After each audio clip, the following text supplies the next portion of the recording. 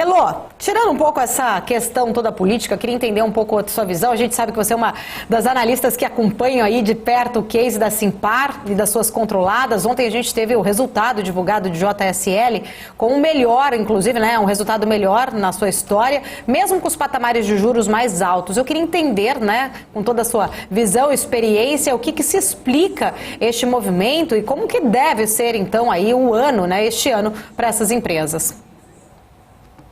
Acho que sempre a graça de olhar a empresa e de conhecer e de olhar a tese é você olhar e falar assim, o que essa empresa faz e qual que é o potencial dela.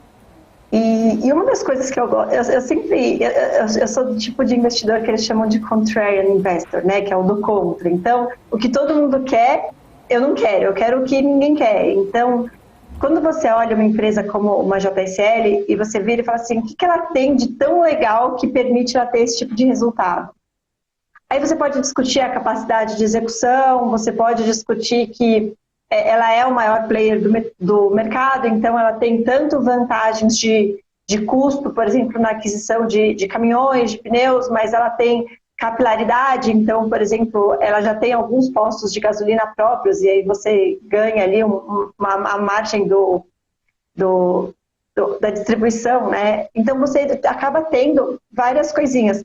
Mas acho que o que mais explica, e eu acho que essa é a pergunta que você me fez, é o market share baixo.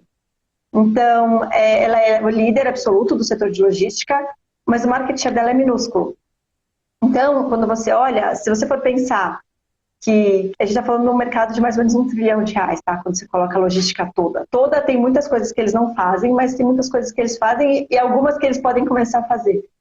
Então, quando você fala no mercado de R$1 trilhão, uma empresa que está faturando aí, acho que analisando dá uns 8 bilhões de reais, isso é zero, né? É menos de 1% de market share. Então, o que acontece é que nesses mercados ruins, e aí, de novo, tá? Eu acho que existe o mérito da empresa e não existe uma comemoração da minha parte, tá? Então, que fique bem claro, eu tenho uma previsão, assim, a minha cabeça é que vão ser anos muito ruins para o país como um todo. Mas eu, como investidor, eu tento não ser sentimental. Então, assim, vai ser ruim, então o que eu faço? Então, por um lado, eu evito coisas do tipo varejo para as classes menos favorecidas e, por outro lado, eu olho e falo, ok, quem é que ganha? E com esse cenário de juro mais alto e mercado mais apertado, você precisa entender que a JSL várias vezes está concorrendo com um tio que tem uma frota de 20 caminhões. Esse tio não consegue mais comprar caminhão e várias vezes ele tomou dívida e fez empréstimo para comprar esses caminhões e agora ele está apertado.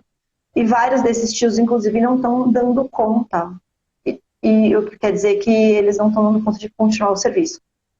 Então, tem uma parte grande que é isso.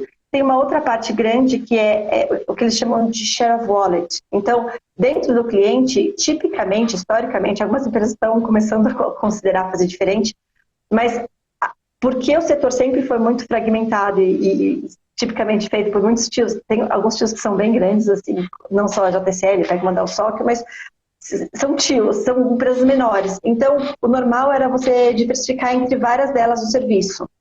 Então, o que acontece é, dentro do share of wallet deles, do cliente, várias vezes é muito baixo, 20%, 30%, 40%.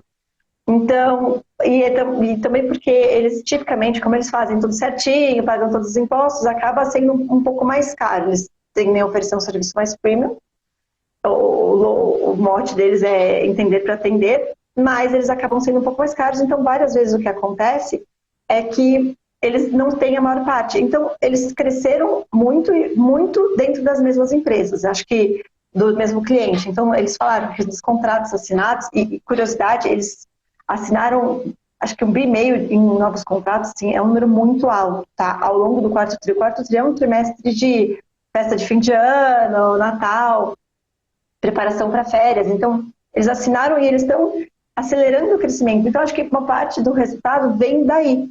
E aí, o resto, na hora que você desce, é ganho de escala. Assim, quem acompanha o papel há mais tempo, olha a JSL como uma empresa que lá atrás ela não tinha um retorno e eles falavam, a gente precisa ser maior para ter o retorno que a gente precisa, entregar o serviço que a gente precisa. Então, hoje, acho que ela só não só tem esse valuation baratinho porque o mercado em geral não olha, não gosta, mas ela já dá um retorno muito robusto. Então, já sobra retorno para o acionista, retorno para o credor.